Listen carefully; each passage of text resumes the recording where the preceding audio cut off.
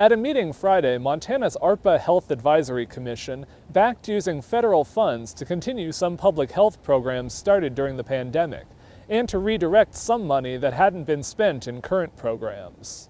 One of the biggest planned expenditures would be $15 million to support the public health workforce and data systems. That includes continuing newly created county and tribal public health positions, whose funding was set to expire next June. Some Republican lawmakers on the commission opposed that plan, saying they were concerned it was essentially creating permanent positions that the state might eventually have to pay for. The whole narrative, the whole time that the legislature was worried about planting a seed that we're going to have to water later on. So Montana DPHHS Director Charlie Brereton says they've made clear to local governments that this money is one time only, but the federal government may provide continued funding in the future. There would be no expectation, certainly under my leadership here at DPHHS, that the state put forth general fund dollars to continue these positions. The commission also voted to authorize another $14 million to a program that provides COVID testing resources for schools and childcare facilities to help them stay open. So far, schools have only used about $5 million of the $18 million that's already been made available. But Brereton said federal rules heavily limited what other options they had for using that money, and they wanted to be ready in case of unexpected need. In one case, they were able to shift unused funds, with $2.5 million that had been set aside to encourage needy families to seek new employment, now going to assist children in foster care. Other recommendations include money for aging and disability services, and for the state public health laboratory.